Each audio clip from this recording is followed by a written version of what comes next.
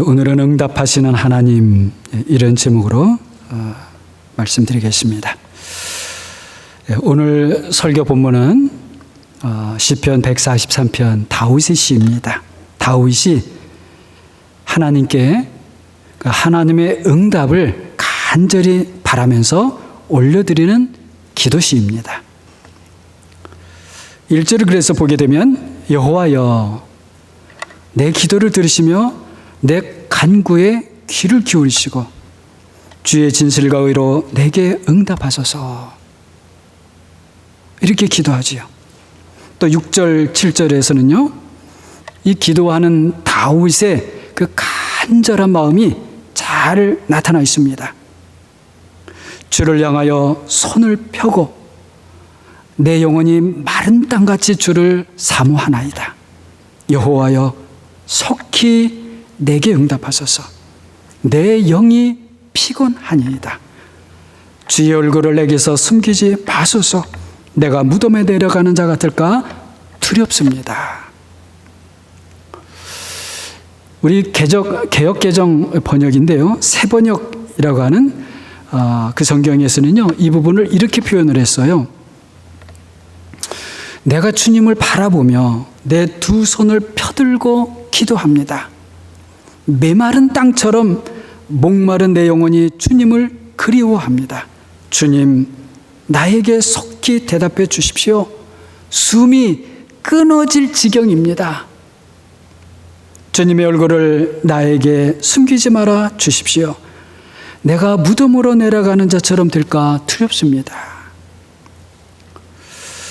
한 문장 한 문장 마음을 담아서 보게 되면 그때의 다윗의 그 마음이 얼마나 간절했을까, 좀 더 생생하게 느껴지지 않습니까?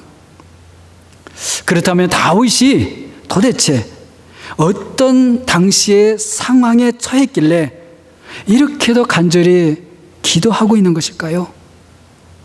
이 3절을 보게 되면요 이렇습니다. 원수가 내 영혼을 핍박하며 내 생명을 땅에 엎어서 나로 죽은 지 오랜 자같이 나를 암흑 속에 두었나이다. 여기서도 새 번역은 이렇게 번역을 해요. 원수들이 내 목숨을 노리고 뒤쫓아와서 내 생명을 땅에 이겨서 죽은 지 오래된 사람처럼 흑암 속에서 묻혀 살게 하였습니다. 원수들이 찾아와서 돈을 좀 빼앗고 상처를 좀 내고 그러는 것이 아니고 다윗의 목숨을 노리고 쫓아와서는 그의 생명을 땅에 짓이겨 놓았다는 거예요. 이 표현이 가만히 생각하면 얼마나 엄청납니까? 그러니 다윗이 이런 속에서 아주 그 절박한 마음으로 하나님께 살려달라고, 하나님 나 좀 살려주세요, 그렇게 부르짖었던 것입니다. 우리 하나님은 누구든지 하나님을 찾는 사람을 기뻐하십니다. 다윗이 이렇게 하나님을 찾을 때 하나님은 기뻐하셔요. 그런데 거기에서 우리 오늘 기도 내용을 보게 되면 한 걸음 더 나아가서 보면요, 정말로 하나님께서 다윗을 보고 흐뭇해하시고, 그리고 야 다윗 너무 귀하다, 이렇게 보실 모습이 있습니다. 어디 있을까요? 8절을 봅니다. 아침에 나로 하여금 주의 인자한 말씀을 듣게 하소서. 내가 주를 의뢰함이니이다. 내가 다닐 길을 알게 하소서. 내가 내 영혼을 주께 드림이니이다.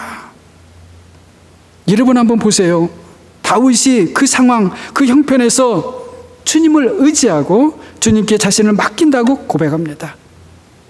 그러면서 마음으로부터 간절히 원했던 것이 무엇이었어요? 아침에는 뭐 아침마다 이렇게 번역하기도 합니다. 아무튼 다 좋아요. 주님의 인자한 말씀을 듣고 싶어 합니다. 이 인자한 말씀이라고 하는 것은요, 변함없는 사랑의 말씀, unfailing love, 실패하지 아니하는, 그침이 없는 그 사랑의 그 말씀, 우리를 절대로 실망시키지 않는 그 말씀을 말하는 겁니다. 그리고는 자신이 좋아하는 길이 아니에요. 자신이 가고 싶어하는 그런 길이 아니에요. 어떤 길이냐? 마땅히 가야 할 길을 가고 싶어 합니다. 마땅히 가야 될 길. 하나님께서는 바로 이런 기도를 기뻐하시는 겁니다. 10절을도 봅니다. 주는 나의 하나님이시니 나를 가르쳐 주의 뜻을 행하게 하소서. 주의 영은 선하시니 나를 공평한 땅에 인도하소서. 다윗은 주님의 가르침을 받아서 주님의 그 뜻대로, 주님의 인도하심대로 살고 싶어 했고, 그래서 성령의 인도하심을 받아서 공평한 땅, 바른 땅, 의로운 땅으로 인도받기를 원했습니다. 처음부터 다윗은요, 자신을 위협하고 위험에 빠뜨리는 그런 원수들을 바라보지 않았습니다. 원수가 자신에게 가한 상처, 과거의 그 상처에 매이고 포로가 되지도 않았습니다. 대신에 하나님을 바라보았습니다. 그리고 하나님의 그 얼굴을 보고 싶어 했습니다. 여러분, 하나님도 얼굴이 있으실까요? 어떻게 생각하십니까? 다윗은 하나님 얼굴을 보고 싶어 했어요. 그랬더니 그 다윗의 마음이 어떻게 됩니까?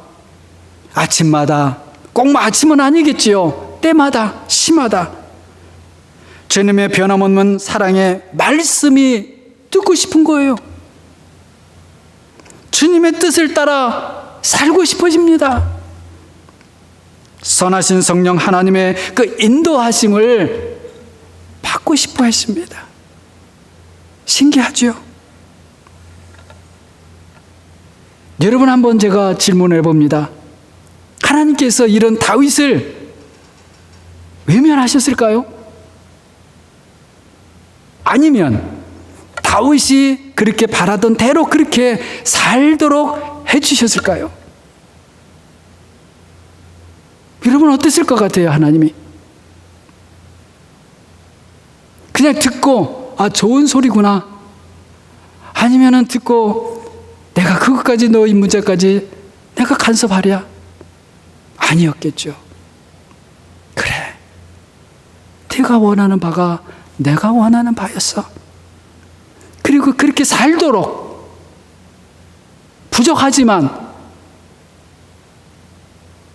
다윗으로 하여금 그렇게 살도록 해주시지 않았겠습니까? 하나님은 우리에게 은혜를 주실 뿐만 아니라 계속해서 그 은혜대로 살도록, 은혜의 사람이 되도록, 그래서 그 은혜를 지켜갈 수 있도록 그렇게 이끌어 주는 분이십니다. 사랑하는 여러분, 하나님께서 다윗을 정말 그렇게 살게 해주셨다고 믿습니까?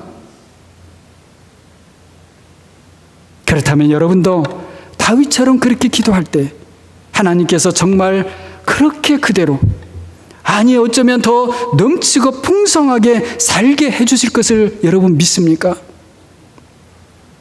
우리 하나님은 그런 하나님이셔요. 우리는 하나님의 크신 은혜로 예수 그리스도를 믿어 하나님의 자녀들이 되었습니다. 얼마나 놀라운 축복인지 몰라요. 제가 무엇을 말씀드리는 것인가 하면, 우리는 언제 어디서나 늘 하나님과의 관계 속에서 살아야 한다는 것입니다. 하나님은 나에게, 하나님은 우리에게 어떤 분이신가? 하나님은 우리를 위해서, 나를 위해서 무슨 일을 하셨고 지금도 무슨 일인가를 하고 계시는가? 하나님께서 지금도 무슨 일을 하고 계실 터인데 그 일이 무엇일까? 우리는 하나님과 도대체 어떤 관계 속에서 살아가고 있는 것인가?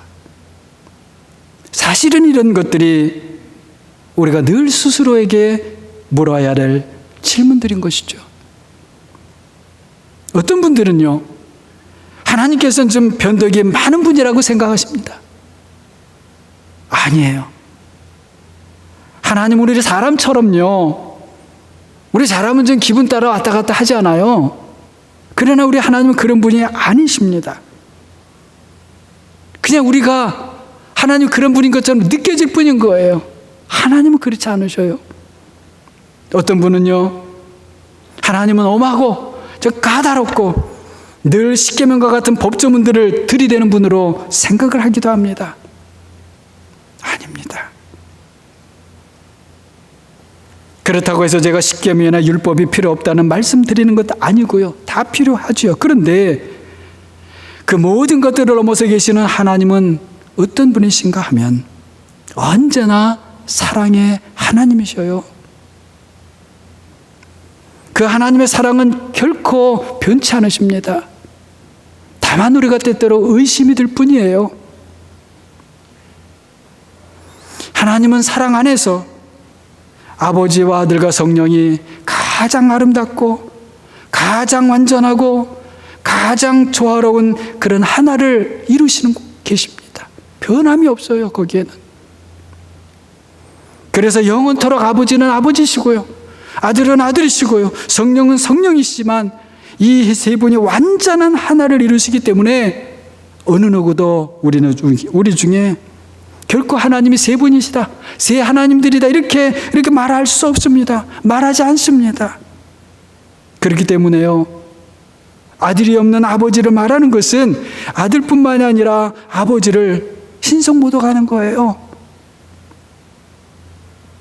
마찬가지로 성령이 없이 아들을 말하는 건 역시 성령뿐만 아니라 아들을 신성모독하는 것이죠. 거두절미하고요, 오직 아버지와 아들과 성령은 모두 한결같이 사랑으로 충만하십니다. 이렇게 하나님은 사랑의 하나님이시기 때문에 하나님은 자신을 찾는 사람을 절대로 모른다고 외면하지 않으시는 것이죠.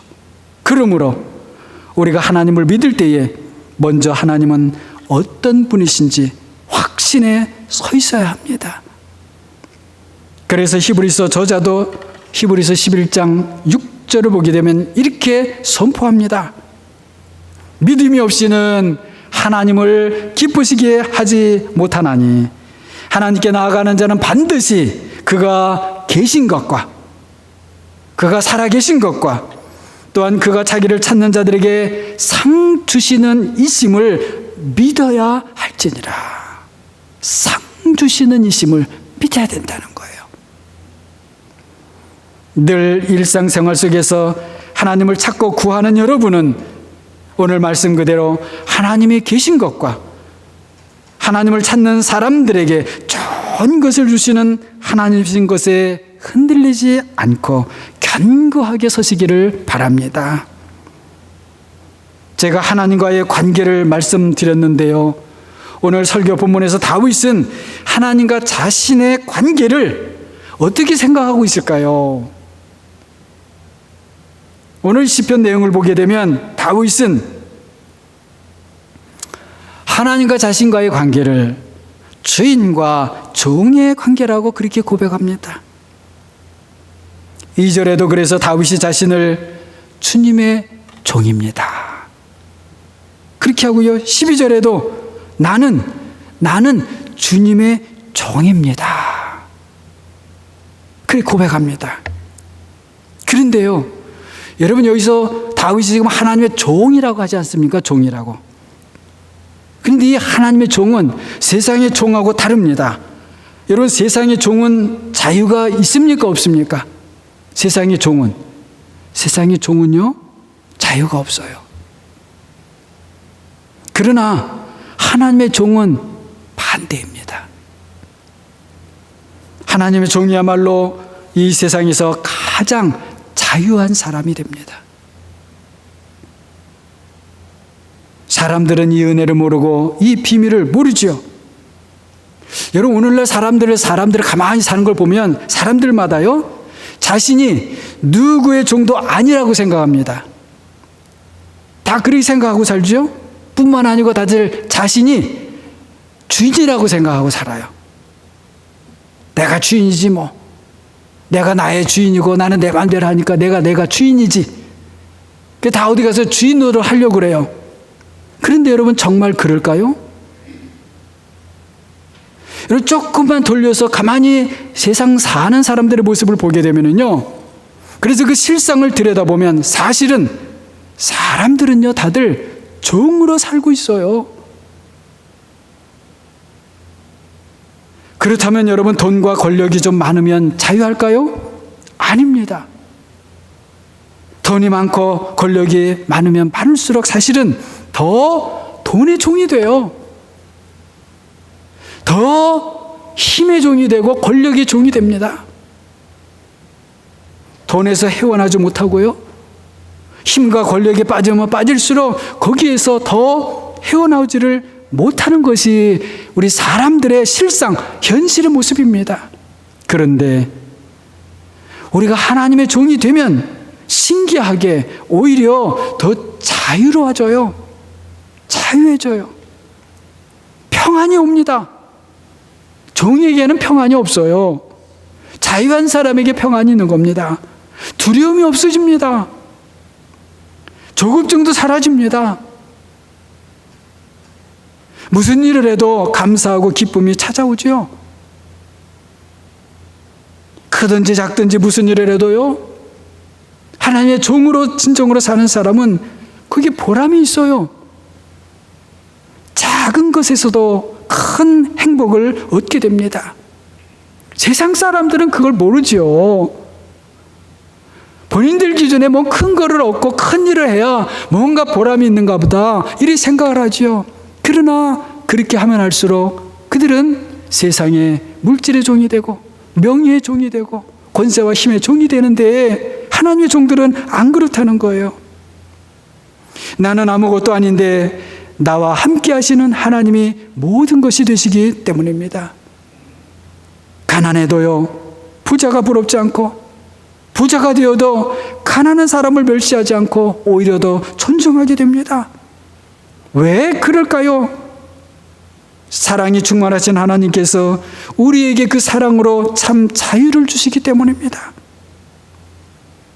하나님의 종은 신기하게도 그 하나님의 종이 되면 될수록 신기하게 더 자유롭고 더 평안하고 더 안정되고 더 소망이 넘칩니다.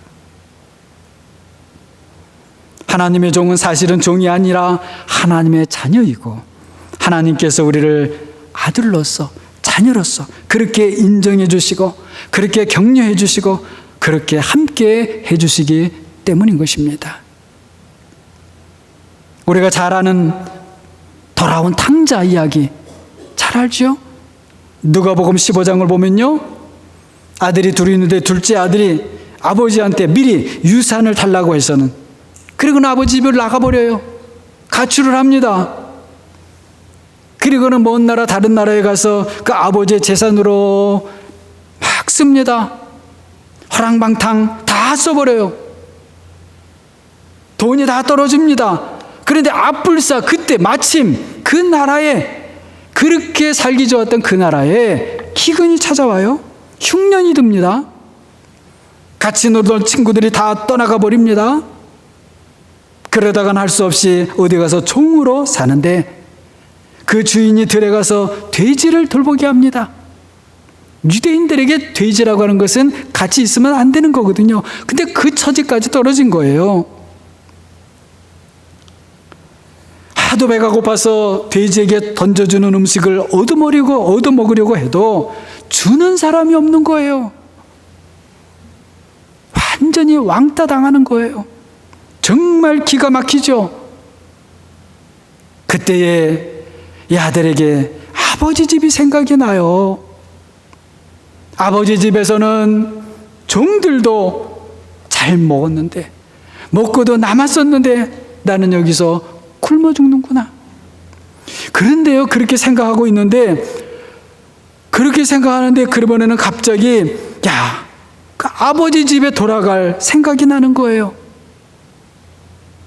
가서 제가 아버지의 아들이라고 안 그래도 좋습니다. 그냥 종이라고 생각하시고 여기 붙어 살게만 해주세요. 내가 그래야 되겠다. 그럴 마음으로 아버지 집으로 가죠.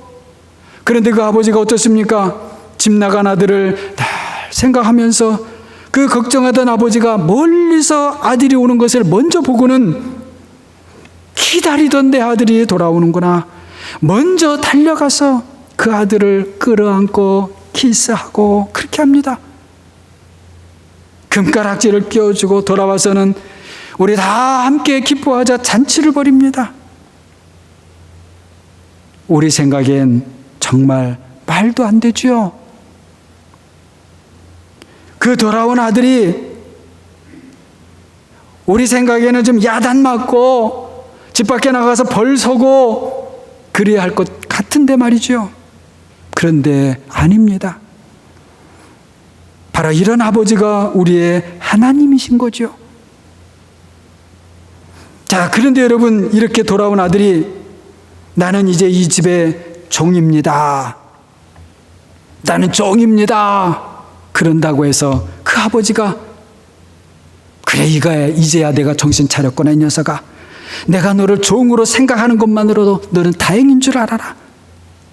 여러분, 그 아버지가 그러겠습니까? 아니지요. 여러분 생각에는 어떨 것 같아요?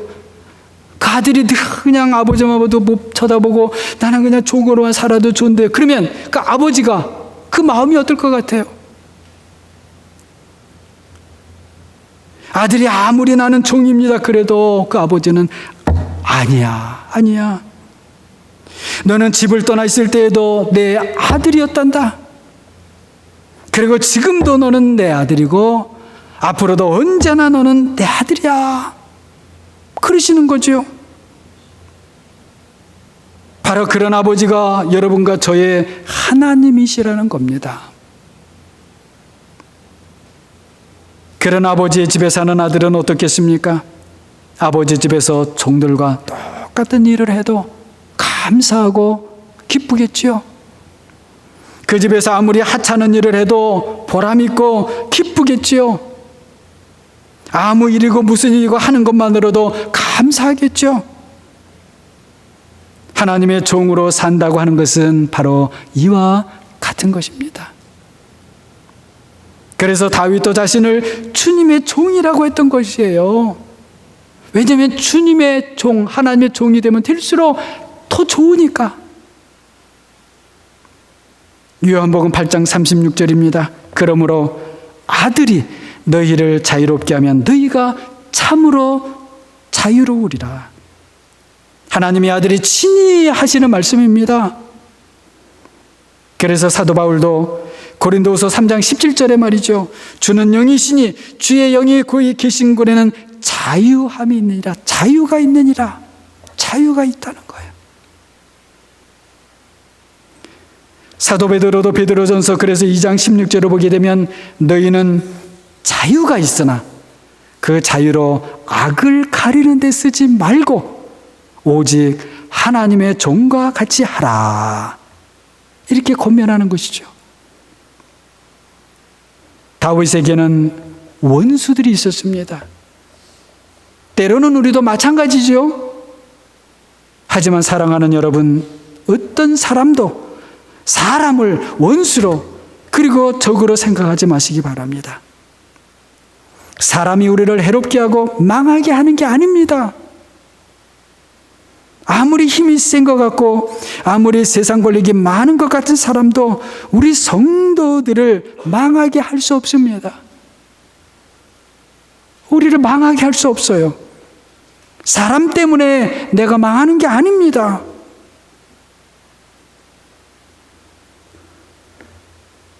그러므로 어떤 사람이 아무리 나를 미워한다 해도 그 사람을 원수로 절대 생각하지 마세요. 원수가 아니에요. 오히려 예수님은 원수를 사랑하라 말씀하셨고요.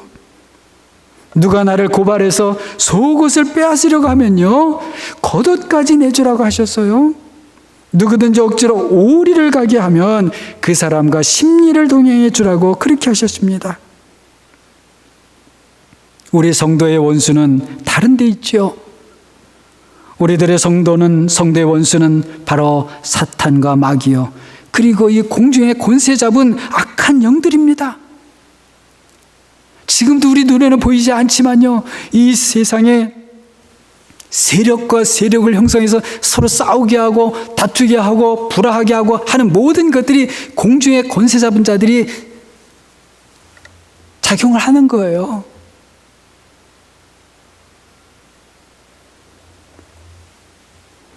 그렇다고 우리가 그런 적들과 싸워서 이길 수 있겠습니까? 우리 눈에 보이지도 않는 적인데 우리 힘으로는 안 됩니다.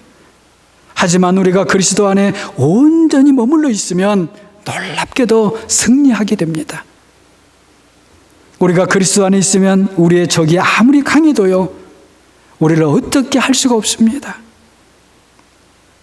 그런데 다만 우리는 우리 스스로 좀 경계하고 조심해야 될 것들이 있습니다. 그렇게 하지 않으면 우리도 모르는 사이에 아버지의 집을 나갔던 그 둘째 아들처럼 다시 또 그렇게 되고 맙니다.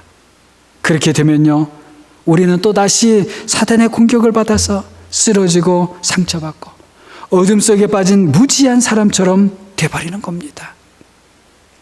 그래서 에베소서 6장 11절을 보게 되면 하나님의 전신갑주를 어떻게 하라고요?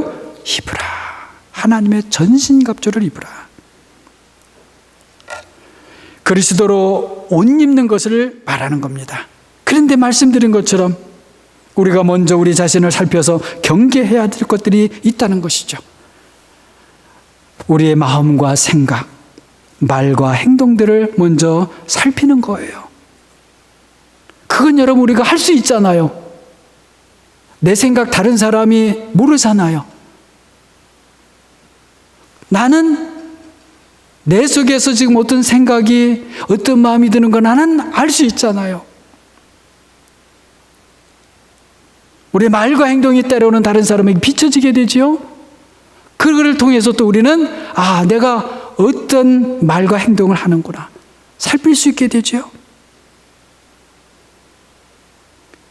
근데 제가 좀 점점 세상을 살아다 보니까요, 우리가 말하고 행동하는 것도요, 내 스스로 살피지 않으면 다른 사람이 그걸 말을 안 해주더라고요. 여러분 어때요? 그래서 내가 어떤 말의 습관이 있고 내가 어떤 행동의 습관이 있는지 몰라요. 내가 살피지 않으면요. 왜냐하면 다른 사람들이 말을 안 해주거든요. 나쁜 것이 우리 안에서 싹이 트면 빨리 서둘러서 예수 그리스도의 이름으로 그리고 성령의 은사로 물리쳐야 되는 겁니다. 그렇게 안 하면 사탄이 언제 우리 마음 안에 자리를 잡고 우리도 모르는 사이에 종으로 잡고 흔들어대는 거예요. 우리 안에 생기는 나쁜 생각들, 나쁜 습관들을 방치하고 내버려 두는 것은요, 바로 사탄과 마귀 그리고 공중의 권세 잡은 자들에게 나에게 오세요, 그렇게 하면서 거처를 마련해 주는 것과 같은 것이더라고요. 여러분도 집에서 다들 경험해 보셨을 겁니다. 제가 가끔가다 이렇게 부엌에 보면 깜짝깜짝 놀랄 때가 있어요. 부엌에 음식 쓰레기 통이 있지 않습니까? 그럼 어떤 음식 쓰레기는 생선 찌꺼기라든지 과일 뭐라든지 조금 있으면요, 거의 날파리들이 끼는 거예요. 없었는데. 아니, 문을 열어놓은 것도 아니고, 아니, 음식 찌꺼기가 여러분 날파리 알을 만드나요? 생선 뼈다귀가 거기서 날파리 알 만들고 그러지 않잖아요. 무슨 썩은 과일에서 그게 날파리 알 만들고 그러지 않잖아요. 근데 그 신기하게 날파리들이 생기더라고요. 제가 보면서 깜짝 놀라는 거예요. 이렇구나. 무슨 말씀인가 하면 우리 안에 나쁜 생각, 나쁜 습관, 나쁜 말들을 그대로 두면요, 날파리들이 생기듯이 우리도 모르게 자꾸 다투는 일이 생기고요, 속상한 일이 생기고요, 나도 모르게 상처 주고 상처받는 일들이 생기더라는 거예요. 오래전 옛날부터 우리 교회 안에서는, 기독교 안에서는요, 그래서 성경 말씀을 따라서 성도들이 몇 가지 조심해야 될 것들을 가르쳤습니다. 탐식, 지나치게 먹는 거, 탐욕, 정욕, 이거 경계해야 됩니다. 위험합니다. 가르쳤어요. 분노하는 것, 화내는 것. 저도 가끔가다 화가 나면은, 야, 어쩔 수 없구나. 그렇잖아요? 근데 그 경계하라고 했습니다. 그런데요, 경계해야 될 것 중에 우울해져 갖고 자꾸 슬픔에 빠지는 거 있죠? 그것도 위험하다고 경계했습니다. 밴쿠버에 우기 때 우울증 많이 걸린다고 하잖아요. 네. 경계해야 되는 거예요. 왜냐면 그거 그냥 내버려 두면요, 방치해두면 음식 식거리게 날파리듯이 들이듯이 사단과 마귀가 자꾸 역사하는 거예요. 게으름도 경계했습니다. 게으름이라는 게 일 안 하는 것뿐만이 아니고요, 마땅히 해야 되는 것을 안 하는 것도 게으름으로 생각했어요. 그리고는 헛된 명예를 쫓는 허영심, 그리고 마지막으로는 교만. 제일 경계했지요. 교만하면 안 됩니다. 이런 것들이 한편으로 경계하고 조심해야 될 것들이고요, 반면에 다른 한편으로는 그런 것들을 버리고 대신에 우리가 그리스도로 옷 입어야 하는 것이죠. 여러분이 그리스도로 옷 입는다고 하는 것은 무슨 여러분 새로운 것 아니고요, 이미 우리가 지금까지 성경을 통해서 배우고 설교와 여러 가지 가르침들을 통해서 배웠던 그런 것들이에요. 물론 가르침을 받았고 또는 안다고 해서 우리 모두가 다 그렇게 산다고 하는 것은 아니지요. 우리는 계속해서 하나님의 도우심을 구할 뿐입니다. 그러면 우리는 부족해도, 우리는 또 실패하고 넘어져도, 그런 우리에 대해서 하나님은 우리를 원망하거나 실망하지 않으시고 책망하지 아니하시고 계속해서 도와주십니다. 그런데요, 놀랍게도 내 자신을 볼 때는, 우리 자신을 볼 때는 사실 또 실패하고 또 넘어지는 것 같은데, 그럼에도 불구하고 주여 기도하고 또 기도하면서 나가다 보면 하나님의 뜻에 따라서 예수 그리스도 안에서 성령의 도우심을 받음으로 우리도 모르는 사이에 자꾸 자라가고 강해져 가는 것입니다.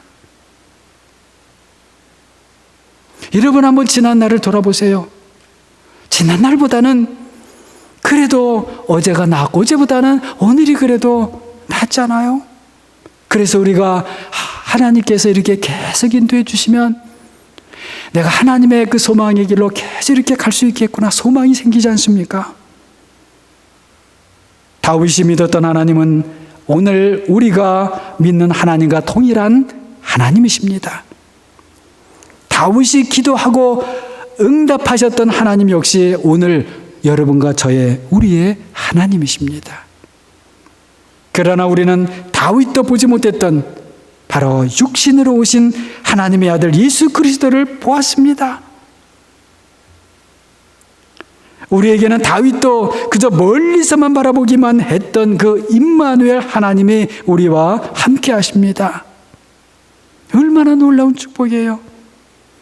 그래서 우리는 사실은 다윗보다 더 큰 확신을 갖고 더 큰 소망을 얻었습니다. 다윗을 살려주시고 환난에서 끌어내주신 하나님께서 사랑하는 여러분을 붙잡아 주시고 변치 않는 소망의 자리로 인도해 주실 것입니다.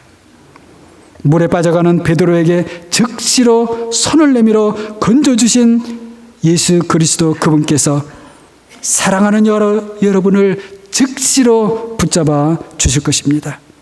그분이 바로 하나님의 아들이시오 우리를 위한 그리스도시기 때문입니다. 성령 하나님은 오늘도 내일도 우리가 알지 못하는 때 알 수 없는 방법으로 때로는 소리 없이 우리에게 임하셔서 살아갈 힘을 주시고 피할 길을 알려주시고 새로운 능력을 더해 주실 것입니다. 그렇다면 우리가 무엇을 염려하겠습니까?